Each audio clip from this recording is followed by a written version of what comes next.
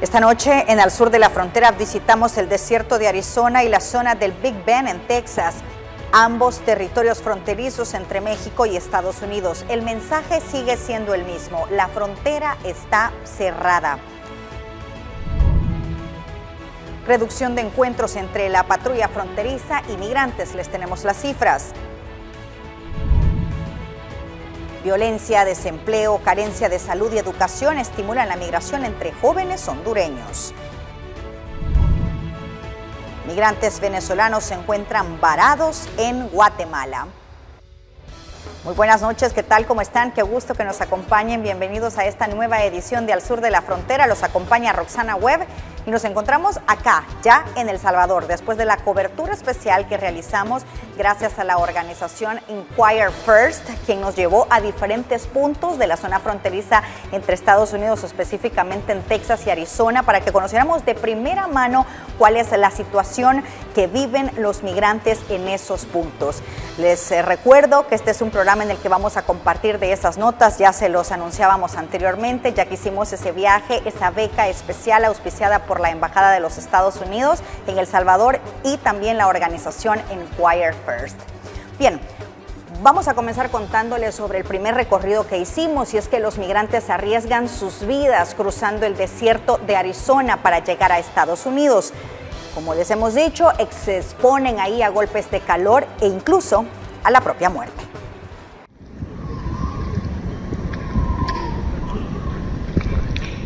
Llegar a Estados Unidos de manera ilegal es un camino lleno de riesgos. Ante los sueños se antepone la realidad. Una realidad que muestra la rudeza de la naturaleza y las políticas de no bienvenida con las que serán recibidos. Y aunque el intenso trabajo del Servicio de Inmigración y Control de Aduanas ICE o el de la patrulla fronteriza genera nuevas ansiedades en los que buscan el mal llamado sueño americano, siguen llegando. Y son menos, pero siguen. Sí, ahorita lo que estamos viendo aquí en el sector de Tuxtla es que los números han bajado drásticamente de los años atrás. Si nos vamos atrás, por decir 2 o 3 años, es cuando tuvimos la más alta cantidad de gente que cruzó aquí a la zona fronteriza en el sector de Tuxtla. Ahorita, en el día de ahora, estamos viendo aproximadamente 20 cruzos diarios. Ahora, la mayor razón por eso va a ser, las consecuencias subieron. Ahorita todos los que están cruzando la frontera van a ser arrestados, van a ser detenidos y van a ser removidos de los Estados Unidos.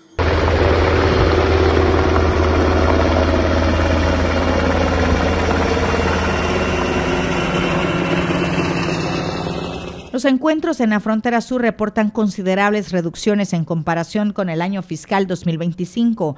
Por ejemplo, en el sector de Tucson, Arizona, hasta la fecha se habla de 1,770 detenidos, 300 de estos no mexicanos, mientras que en el 2025, 11,850.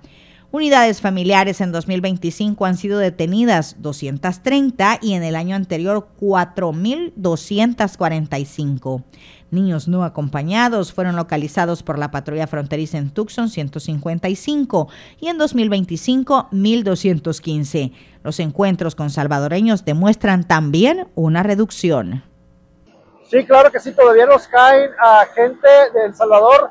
Principalmente ahorita en el sector de Tucson lo que estamos viendo son adultos mexicanos que están cruzando, pero todavía hay gente que ya había hecho los arreglos, ya estaban cometidos a venir, pero le pasa a ellos lo mismo lo que le está pasando a todos, ¿verdad? Los detenimos, los arrestamos y los removimos de los Estados Unidos.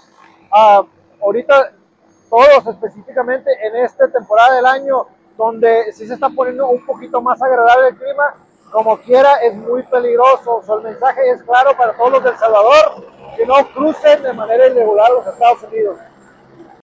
El estado de Arizona se caracteriza por sus altas temperaturas que suben por encima de los 45 grados centígrados cada verano. Esas condiciones climáticas, aunadas a la falta de agua, son la principal causa del deceso de inmigrantes que se internan al país por zonas como estas, desérticas. Una persona que camina horas, a veces días por el desierto, se expone a la muerte o a sufrir daños físicos permanentes por deshidratación severa, idealmente en las altas temperaturas desérticas.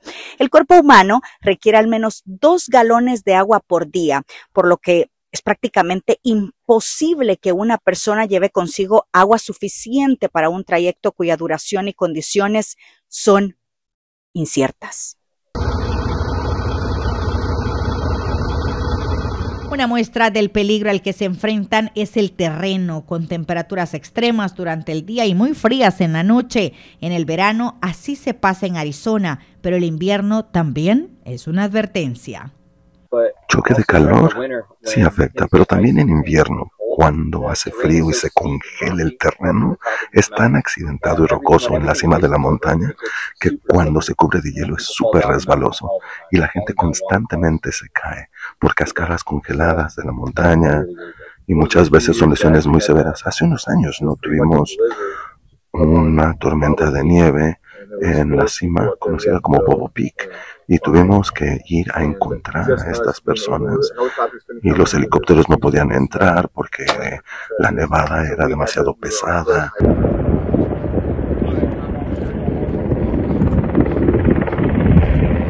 Tuvimos una demostración del trabajo de la Unidad de Búsqueda, Trauma y Rescate de la Patrulla Fronteriza Borstar. Estas torres de rescate han sido colocadas en 34 puntos del desierto de Arizona. Cuentan con teléfono para llamar al 911, manda una señal y una cámara especial que envía imágenes para que los equipos, que incluyen unidad canina, lleguen en helicóptero. Esta unidad en el año 2024, por ejemplo, detuvo a 1,310 personas, rescataron a 184, recuperaron 23 cuerpos y respondieron a 637 llamadas al 911 y de rescate de emergencia 156. El mensaje que nos gustaría compartir va a ser, pues primero es que no intenten el cruce, ¿verdad? Como pueden ver aquí en el sector de Tucson, el cruce puede ser mortal. De hecho, aquí alrededor de nosotros hay varias áreas donde hemos encontrado personas difuntas o que fallecieron así los elementos, ¿verdad? El elemento criminal le miente al individuo, ¿verdad? Le dice, vas a llegar a la frontera, vas a caminar 10 minutos y vas a estar en Phoenix. Como le digo, aquí exactamente donde estamos, esas 25 millas, dependiendo el clima, dependiendo del tiempo del día, van a ser muy duros y mucha gente ni llega a este lugar. Pero muchos migrantes no corren la misma suerte de ser rescatados en estas circunstancias extremas. Mueren en el desierto. Es aquí donde conocemos del trabajo de la oficina del médico forense del condado de Pima. Aquí son traídos los restos humanos en diferentes estados de descomposición, incluyendo solo estructuras óseas, para intentar identificar y buscar a sus familiares. En los últimos 4, 5, 6 años ha crecido el porcentaje de centroamericanos, pero en nuestro caso en su mayoría han sido ciudadanos mexicanos y le siguen Guatemala, Honduras y El Salvador en ese orden. Y si no son de Centroamérica, casi no los vemos.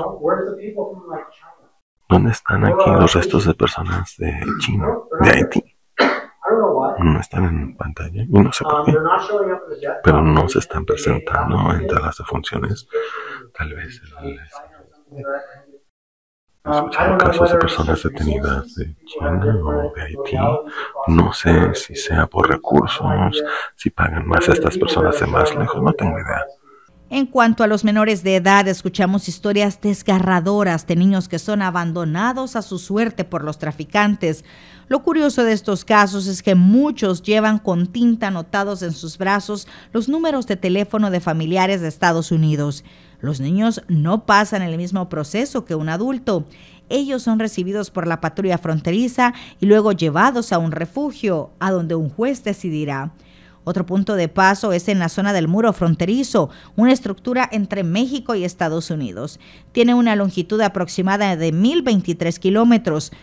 Las construcciones incluyen barreras para vehículos, muros de entre 5.5 y 9.1 metros de altura y vallas virtuales con cámaras y sensores. La construcción incluye 3 barreras de contención, iluminación de alta intensidad, detectores de movimiento, sensores electrónicos, equipos de visión nocturna y hay más planes para esta estructura. Atrapada por la nieve o algo y tenemos que venir a rescatarlo. A través del Departamento de Seguridad Nacional DHS y la Oficina de Aduanas y Protección Fronteriza CBP, el gobierno de Estados Unidos anunció la adjudicación de 10 nuevos contratos para la construcción de cientos de kilómetros de Smart Wall a lo largo de la frontera con México. Estamos hablando del llamado muro inteligente, que ha sido descrito por las autoridades norteamericanas como un sistema de seguridad fronteriza que combina barras de acero, barreras flotantes, vías de patrullaje, luces y cámaras y además tecnología de detención avanzada que va a brindar un apoyo fundamental a los agentes de la patrulla fronteriza, quienes buscan detener el tráfico ilegal.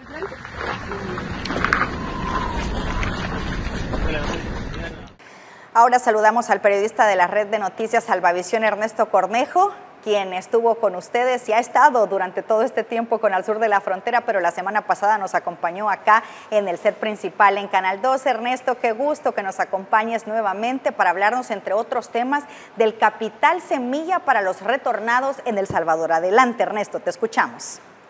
Un gusto saludarlos desde la región centroamericana. También desde este punto hay mucho tema en torno a la situación migratoria de lo que están viviendo hoy en día las personas que están siendo retornadas desde los Estados Unidos, cómo los gobiernos están trabajando articuladamente para poderles brindar asistencia, pero sobre todo el panorama actual de lo que se vive en los Estados Unidos.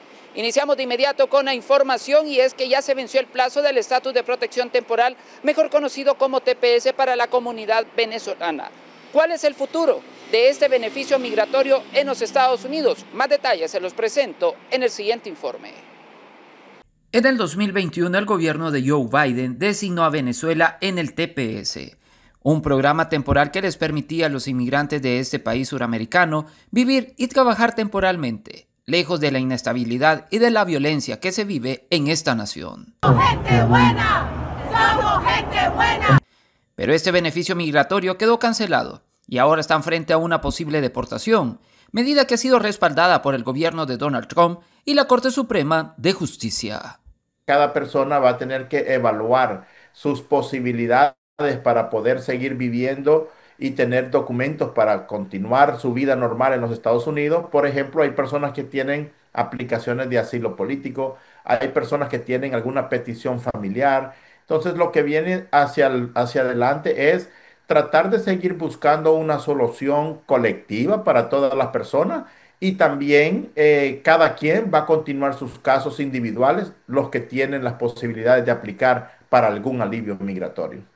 El temor también se ha extendido para aquellos que mantienen este beneficio, pues no les garantiza que puedan continuar bajo esta modalidad en el país del norte.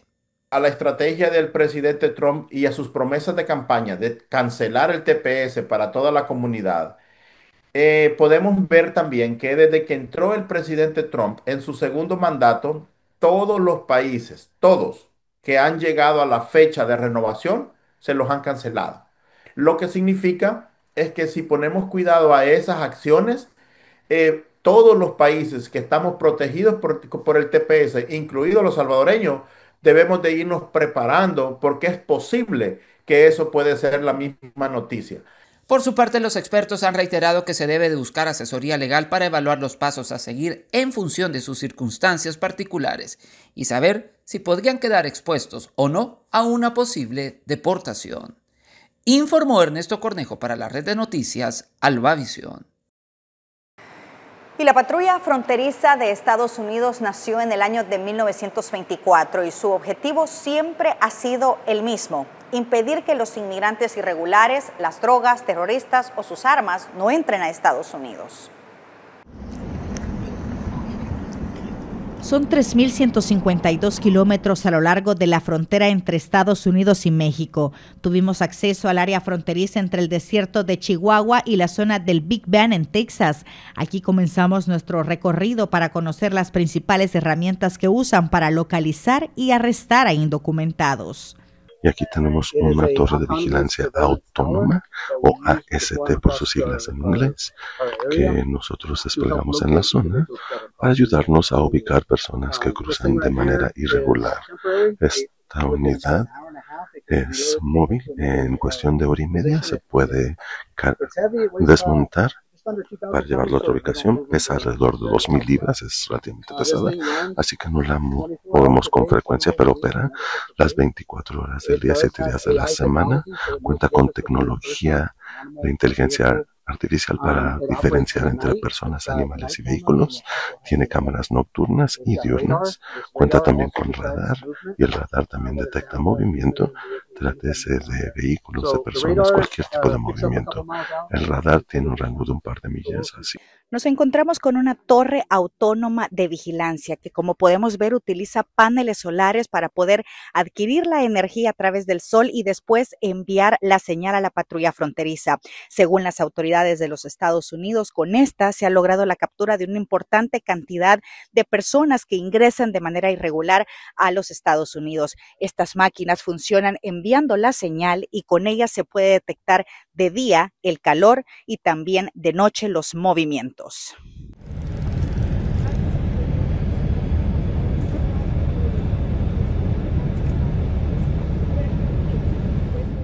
Con esta tecnología recién mencionada, las autoridades aseguran que 1 de 4 personas arrestadas se han logrado. Ella identifica los movimientos y envía la alerta.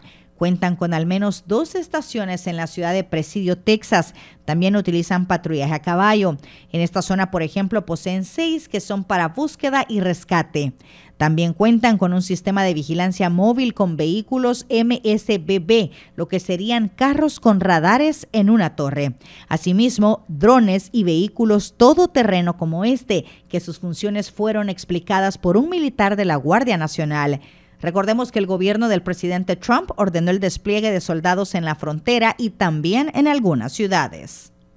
Esta es la unidad Stryker en sí, también conocido como un vehículo de variabilidad de transporte de personal. Hay distintas versiones, este es solamente para transporte de soldados a su destino. También tenemos un vehículo con equipo médico que está configurado en la parte interior. También tenemos una variante con armas. Y la finalidad específica de esta unidad es, de nuevo, el transporte de soldados de su punto de origen a su destino. Primordialmente estamos aquí para evitar y contrarrestar actividades ilícitas. Ese es nuestro motivo de presencia. Antes que nada, preservar la vida humana y defender a Estados Unidos y hacer cumplir leyes nacionales e internacionales a través de operaciones multidominio.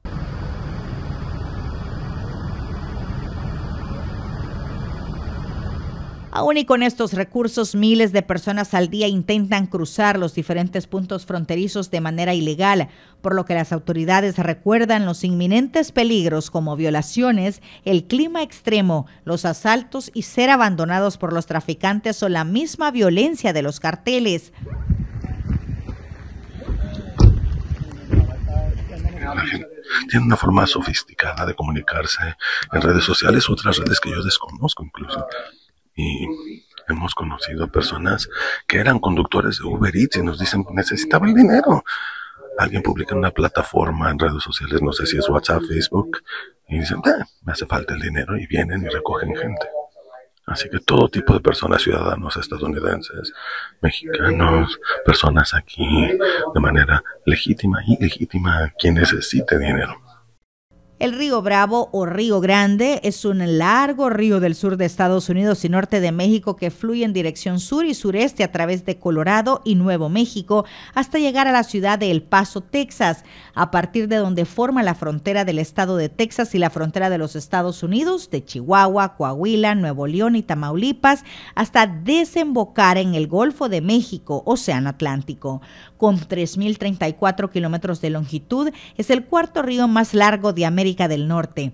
Está también en una zona conocida para el tráfico de personas. Tanto las autoridades de la patrulla fronteriza de Estados Unidos como de sus pares de México trabajan en un método llamado patrullaje espejo, que permite que agentes de ambos lados de la frontera logren inhibir el cruce irregular de migrantes y frenar el tráfico de personas de manera coordinada y simultánea. Y también los horarios, tenemos unos horarios y es para apoyar a a la estación aquí y para evitar el cruce de migrantes. No es todo el tiempo que tenemos actividad, pero siempre para tener las patrullas listas y ensayar más y estar más de acuerdo con el terreno. Nos desplegamos como hoy, estamos haciendo un espejo, ¿no? Además de un terreno inestable o un camino difícil de caminar, los migrantes se enfrentan otros tipos de disuasorios para intentar llegar a los Estados Unidos de manera ilegal. Por ejemplo, este tipo de alambres que dividen la frontera entre los Estados Unidos y México. Una manera de reiterar lo que ya se ha dicho. La frontera está cerrada.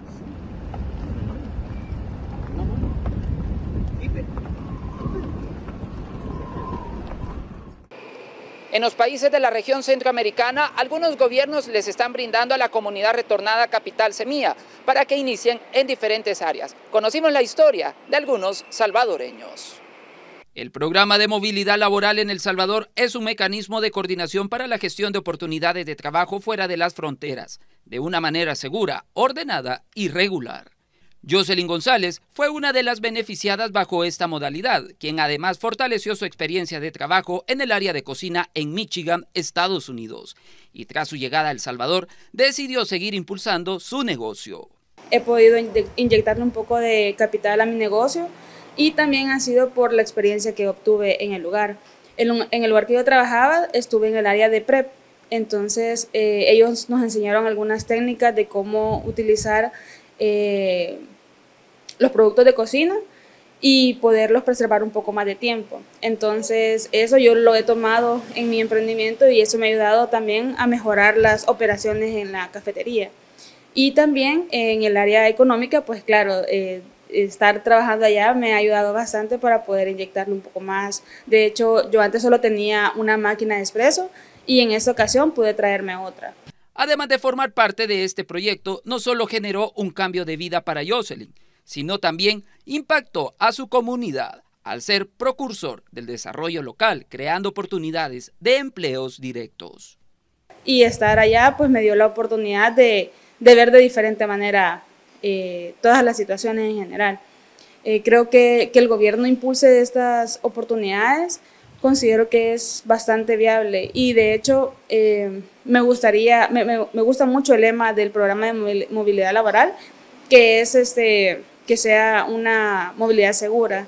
Entonces cuando vine decidí enfocarme en mi cafetería y sí comenzamos a contratar a algunas personas. Luego también hice algunas alianzas con otros proyectos donde vinieron algunas pasantes y ya una de ellas se quedó trabajando con nosotras.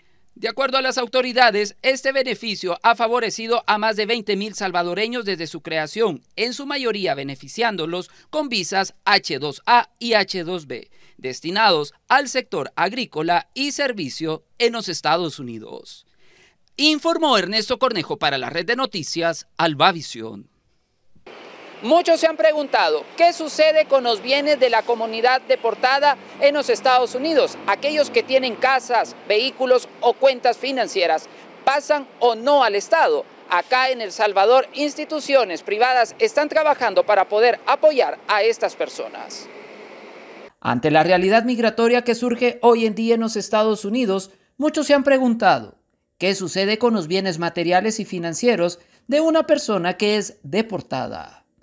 pues un grupo de expertos en El Salvador está trabajando bajo las vías legales para apoyar a este sector. Nosotros somos una agencia privada que se dedica a la recuperación y, si la persona así lo desea, la repatriación de los bienes que haya podido dejar en el extranjero, especialmente en Estados Unidos.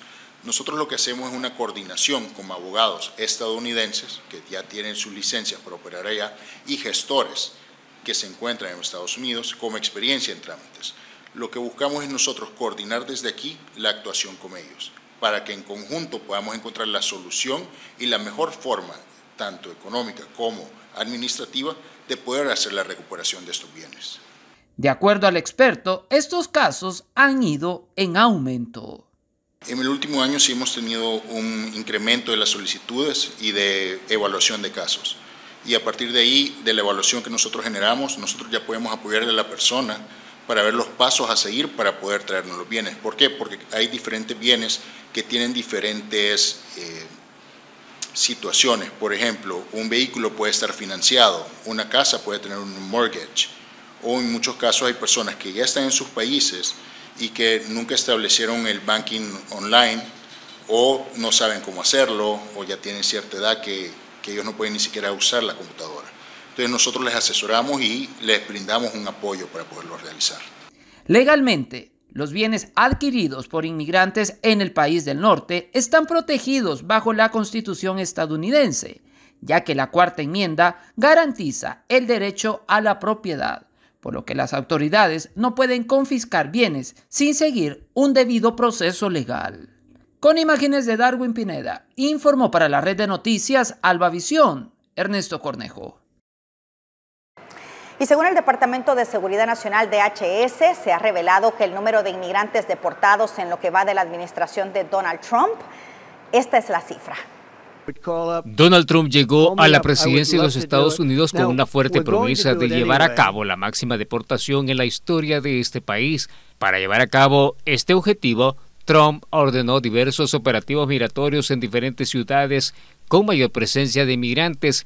Las redadas estuvieron a cargo de diferentes agencias gubernamentales, incluido el Servicio de Control de Inmigración y Aduanas ICE. La meta del gobierno fue de 1 millón de deportaciones, la cual representaría el número más elevado de expulsiones. No obstante, los números aún se encuentran lejos del objetivo de 1 millón de deportaciones al año impuesto por Washington.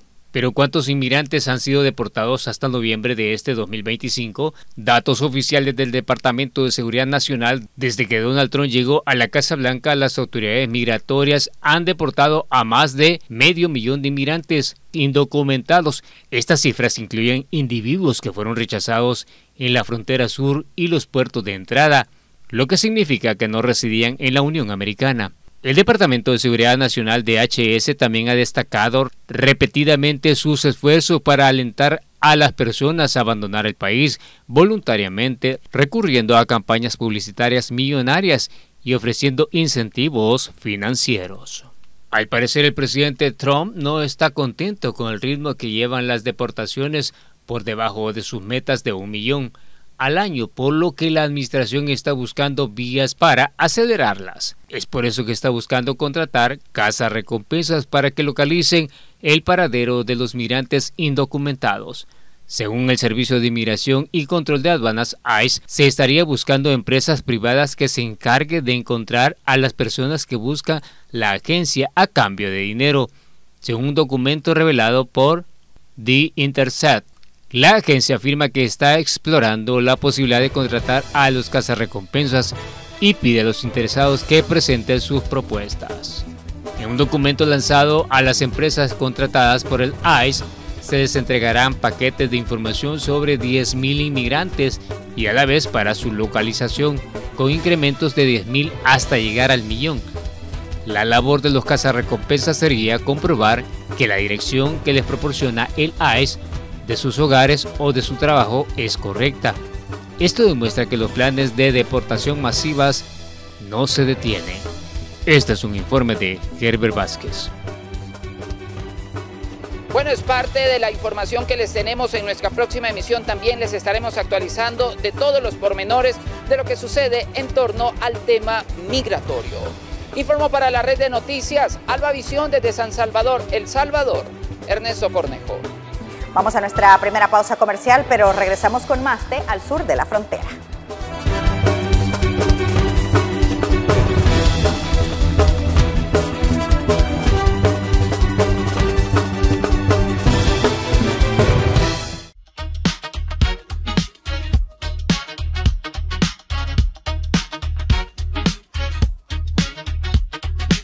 La información verificada está en el 12 y el 12 está con vos.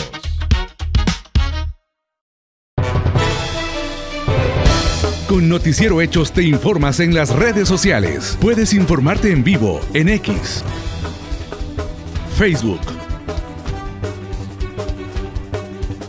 YouTube, Instagram, TikTok, Thread y WhatsApp. La noticia en 360 grados con la credibilidad de Noticiero Hechos. Las noticias no esperan y tú tampoco. Hechos Digital se actualiza a cada momento con información verificada, clara y confiable. En redes, en tu móvil, en donde estés. Si es de Hechos, es verdad. Síguelo, compártelo, confía en él. En las principales plataformas. Hechos de Canal 12.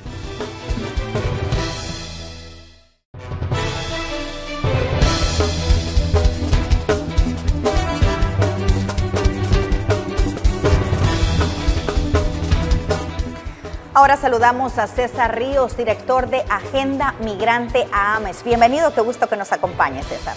Muchas gracias por la invitación nuevamente y con mucho gusto para seguir la reflexión sobre migración. ¿Cómo ha visto el flujo de deportados en los últimos meses en comparación con años atrás? Mira, definitivamente han aumentado. Cada vez más la política migratoria de Estados Unidos se va aumentando, arreciando más en contra de la población.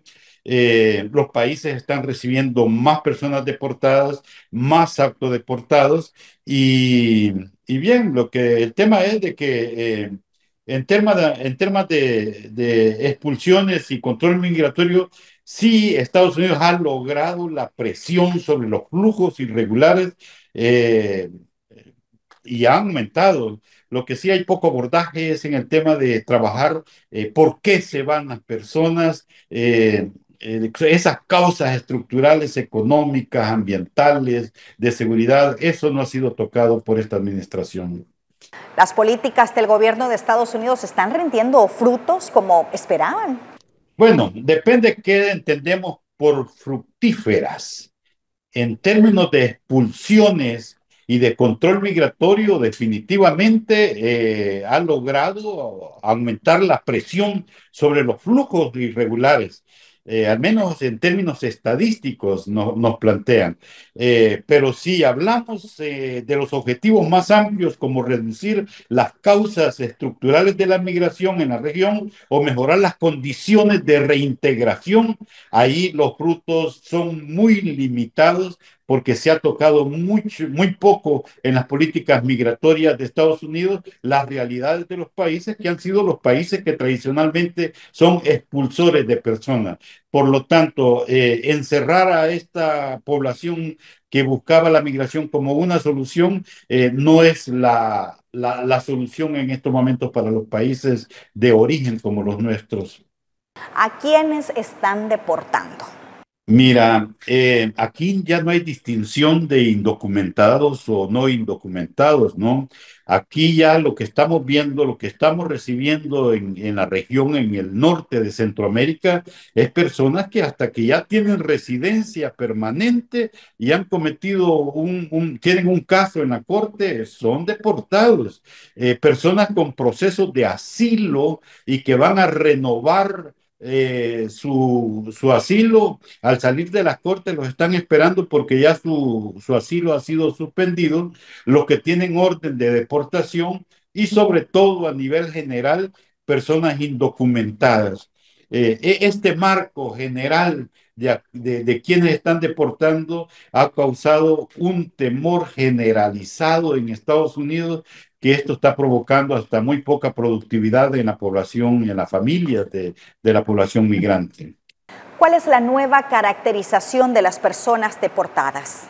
Mira, en primer lugar, personas con antecedentes, ¿no? Que han cometido errores allá con las leyes y han sido deportados. Pero aquí es interesante la pregunta, Roxana, porque ya estamos viendo los números alegres que comparte Estados Unidos de que han reducido el 95% de los pasos por la frontera. ¿Qué nos dice eso? ¿No? La lógica nos dice que si se han reducido los pasos por la frontera, quiere decir que las deportaciones que estamos recibiendo no son pasando la frontera, sino que son trabajadores de adentro de la frontera. Entonces, estos son el tipo de personas que están siendo deportadas.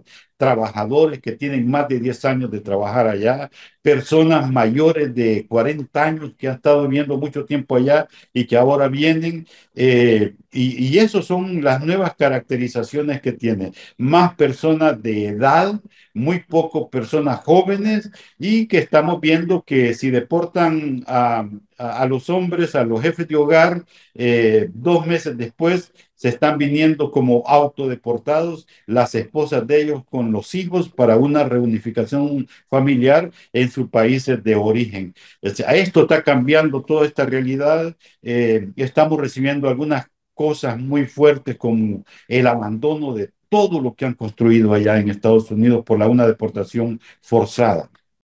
¿Cómo a las comunidades locales la reducción de la migración irregular puede afectarlas?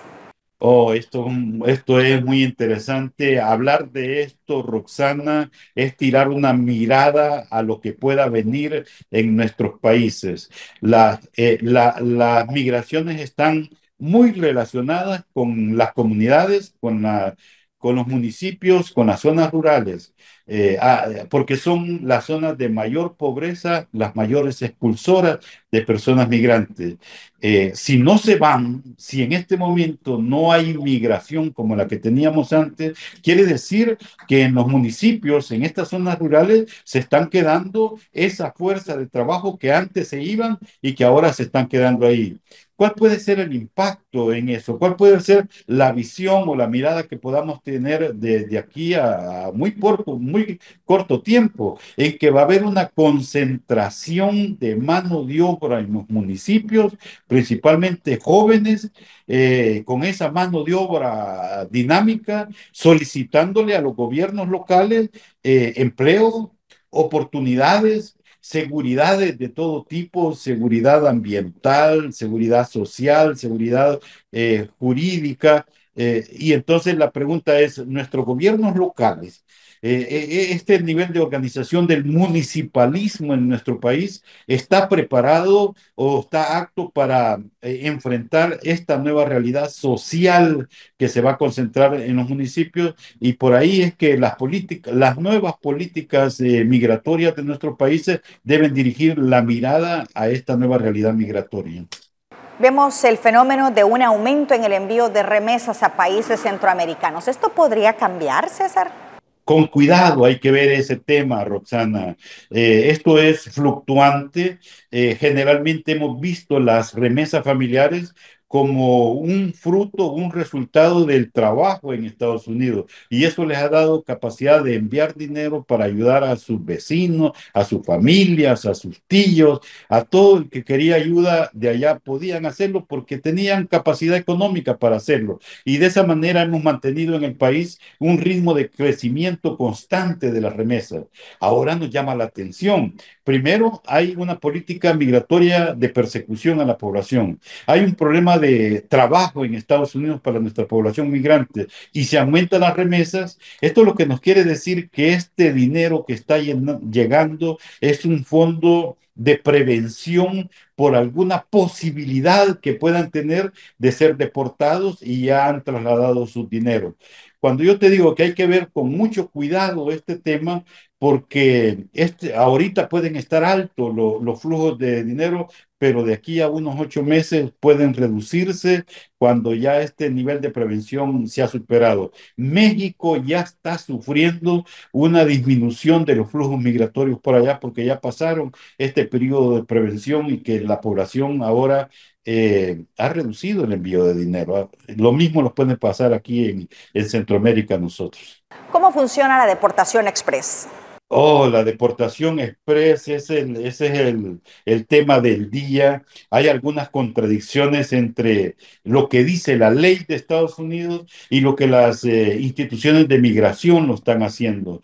Hay demanda de jueces en el que le están prohibiendo a las autoridades migratorias que acelere esa deportación, pero parece ser que no están tomando en cuenta las leyes y lo que estamos viendo ahí que los agarran hoy, 2 semanas después ya están deportados porque el argumento es de que el presupuesto que tiene Estados Unidos en este momento no es suficiente para mantener mucho tiempo a una persona detenida, deportada, y entonces lo liberan inmediatamente. Una persona deportada le cuesta a Estados Unidos $16,000.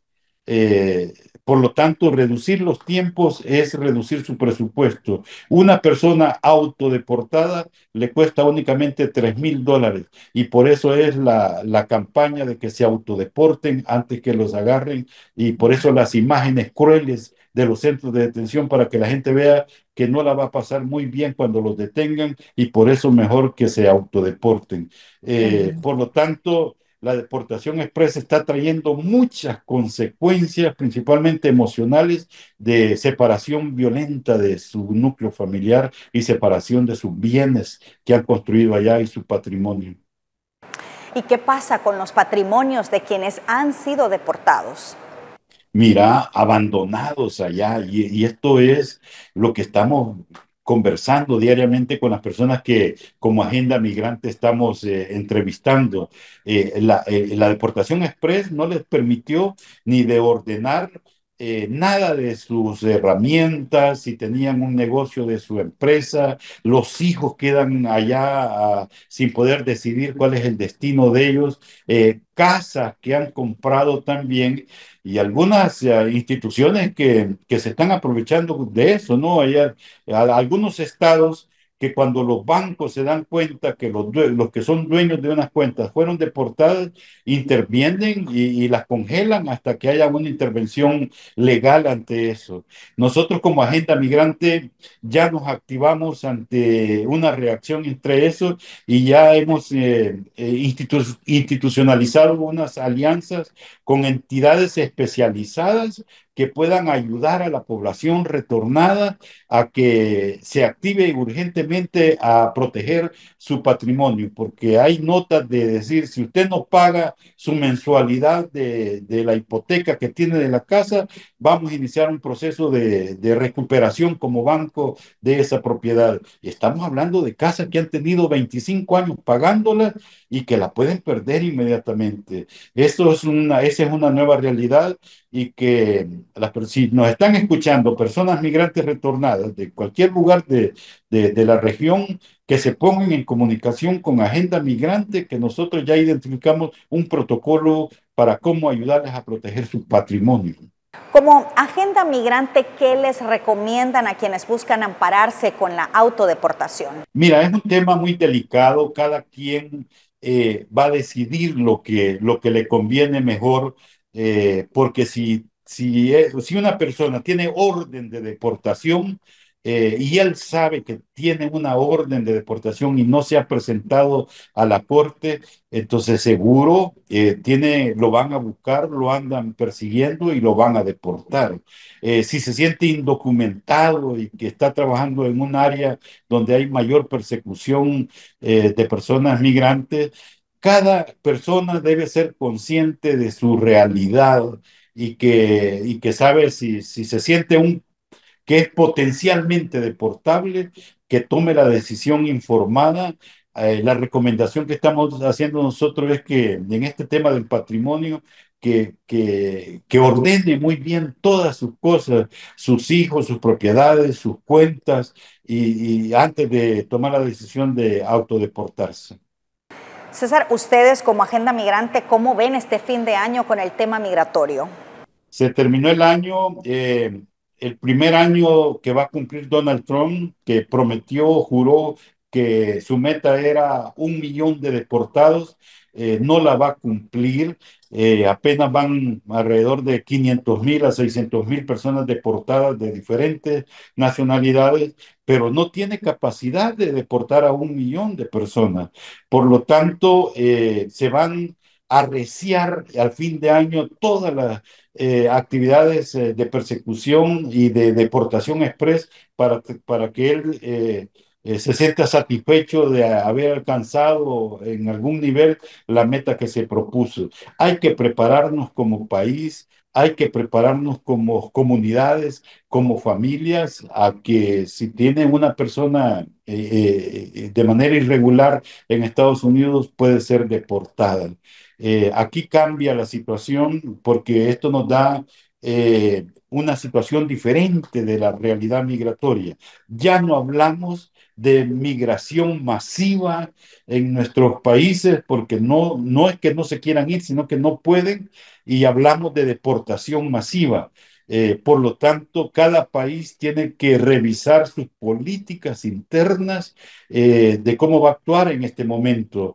Los presupuestos nacionales tienen que adaptarlos a las diferentes estructuras para que actúen en esta nueva realidad migratoria de proteger principalmente a la población deportada.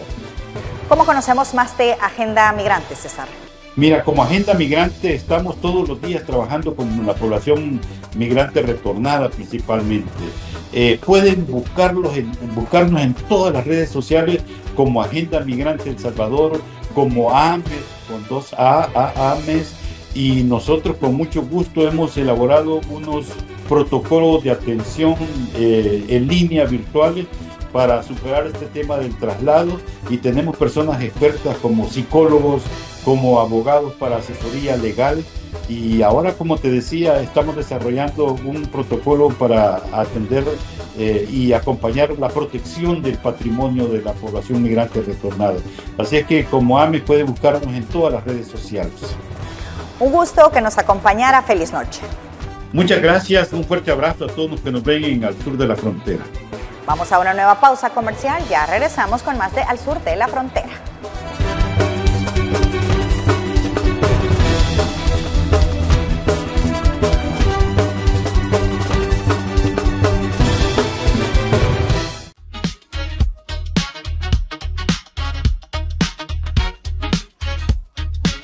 Las noticias más inmediatas están en el 12 y el 12 está con vos.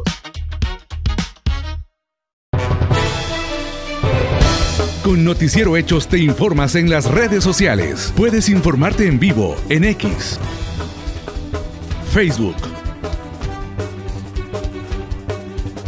YouTube, Instagram,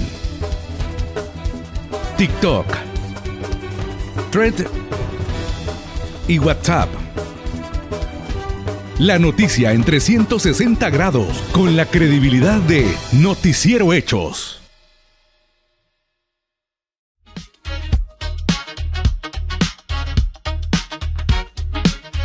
Hechos, no palabras. Las noticias están en el 12 y el 12 está con vos.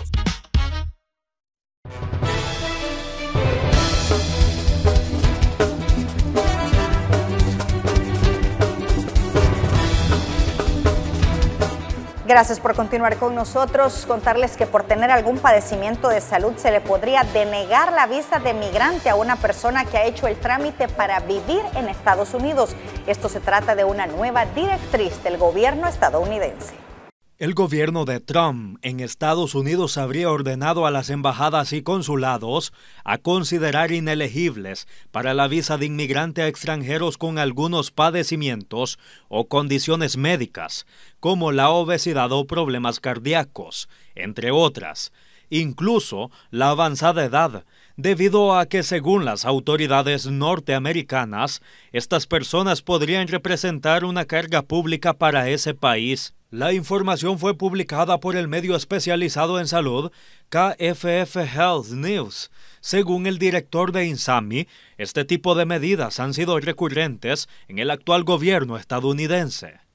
Es una medida más de tipo discriminatoria porque en realidad nosotros con esta especialización que tenemos en la clínica de atención a retornados sabemos que todas las personas arriba de 50 años o más tienen algún tipo de problemas de obesidad, problemas de diabetes, de hipertensión, pero sin embargo esto no impide para que estas personas sean funcionales, que puedan desarrollar un trabajo, que se puedan desarrollar correctamente en su vida tanto laboral, física y emocional. Desde hace décadas, Estados Unidos ha exigido revisiones médicas para este tipo de solicitudes. Sin embargo, en esta ocasión, la directriz establece de forma específica que dichas evaluaciones serán determinantes para aprobar o denegar la petición. Este es un informe de Moisés Bonilla. Inmigrantes venezolanos se encuentran varados en Guatemala. La mayoría son migrantes de tránsito que se encuentran con la incertidumbre debido a las políticas migratorias en Estados Unidos, situación por la que muchos prefieren retornar a su país de origen. Los migrantes venezolanos han emprendido una peligrosa travesía por Centroamérica, enfrentando extorsiones, robos y deportaciones. Muchos están varados en Guatemala y otros países y están siendo expulsados sin considerar su situación humanitaria. Sin embargo, la falta de recursos y la incertidumbre sobre su futuro ha generado un clima de desesperanza entre la población migrante. Preocupa particularmente la población venezolana, ya que ahí ustedes pueden salir a las calles del centro y en otras zonas y van a encontrar que hay mucha población venezolana en Guatemala. Mucha de esta población no está de manera voluntaria, está porque no tiene otras alternativas para poder regresar de manera voluntaria a su país. El gobierno venezolano no tiene una relación diplomática con Guatemala. Guatemala no tiene una relación diplomática con Venezuela y eso ha hecho que en Guatemala no haya una embajada y no puedan hacer los trámites para buscar su retorno voluntario. Las embajadas más cercanas están o en México o están en Honduras y antes en Honduras pasaban muy tranquilos y ahora en Honduras le están pidiendo una visa para poder ingresar, lo cual en este momento es imposible para ellos. Entonces están varados en Guatemala sin ninguna posibilidad. La situación de los migrantes venezolanos en Guatemala es un llamado a la acción para garantizar sus derechos y dignidad, además de encontrar soluciones duraderas a la crisis migratoria en la región. Más de 1,000 extranjeros irregulares han sido expulsados de enero a la fecha, así lo revelan los datos migratorios en Guatemala. De enero al 15 de octubre, las autoridades migratorias identificaron y expulsaron a 1,229 personas extranjeras en situación irregular. Los datos revelan patrones demográficos, rutas de ingreso y nacionalidades predominantes que perfilan el fenómeno de tránsito migratorio en territorio nacional.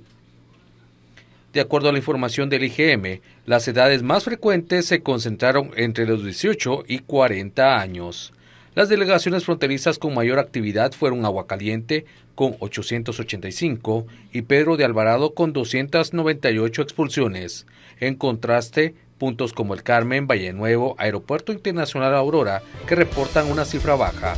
En cuanto a nacionalidades, los grupos más numerosos provenían de El Salvador con 298 personas, Venezuela 267, Haití 205, Cuba con 203 y Honduras con 67. También se identificaron personas de países como Turquía, China, Uzbekistán, Estados Unidos y República del Congo, entre las 26 nacionalidades identificadas. Vamos a la pausa.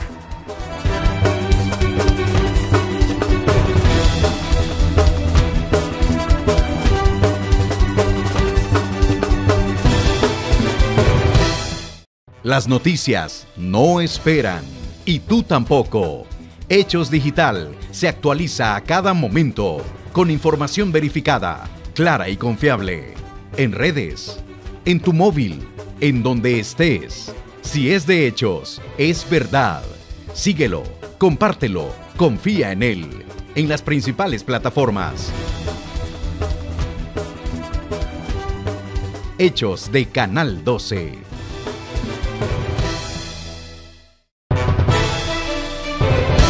Con Noticiero Hechos te informas en las redes sociales. Puedes informarte en vivo en X, Facebook,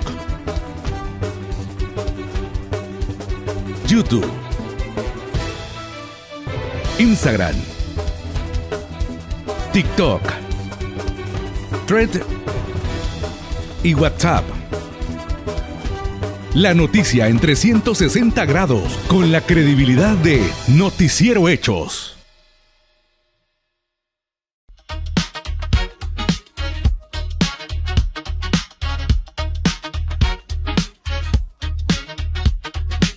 La información verificada está en el 12 y el 12 está con vos.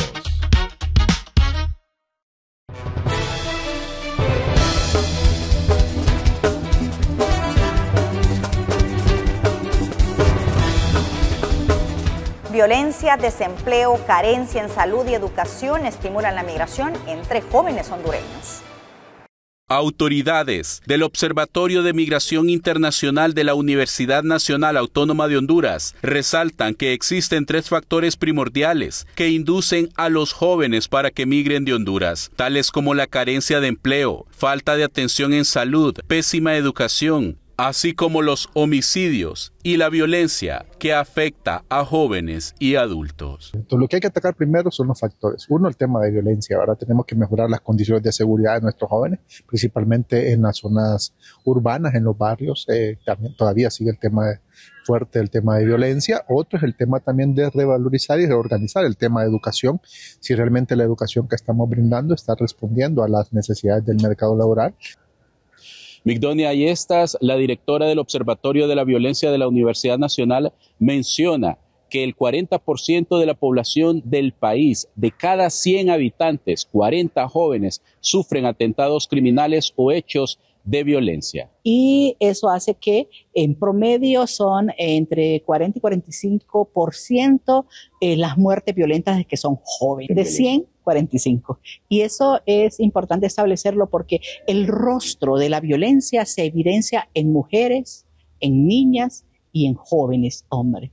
Es decir, que son los que viven en contexto de vulnerabilidad. Y desde el estado de Zacatecas, en México, el cónsul hondureño Juan Carlos Hernández menciona que el gobierno de la presidenta Claudia Sheinbaum ha girado instrucciones para ofrecer oportunidades laborales y de ciudadanía a los hondureños que deseen trabajar en el país azteca. Hemos recibido la encomienda puntual de la vigilancia de la protección de los derechos del connacional. En ese sentido, la presidenta del país receptor, la ingeniera Claudia Sheinbaum Pardo, ha expresado puntualmente que se les da estas condiciones para regularizar la situación de centroamericanos, puntualmente hondureños, que se encuentran acá y que quieren optar a un empleo, y eso pues nos consta porque sí, el Instituto Nacional de Migración de México y las otras entidades relacionadas hacen esfuerzos para que se pueda regularizar la situación. Estas autoridades mencionan que factores como la violencia, la falta de oportunidades, la carencia de un empleo, así como una calidad educativa y de salud pertinente, son los factores que están influyendo para que muchos hondureños y hondureñas, sobre todo jóvenes, busquen migrar del país.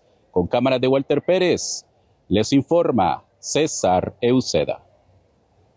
Y el canciller hondureño Javier Bu menciona que para este 30 de noviembre se espera la participación de no menos de 348,000 hondureños radicados en Estados Unidos, por lo que desde la Cancillería y el Consejo Nacional Electoral se espera que todos los mecanismos de votación estén al día para atender a más de 348,000 hondureños que ejerzan el sufragio.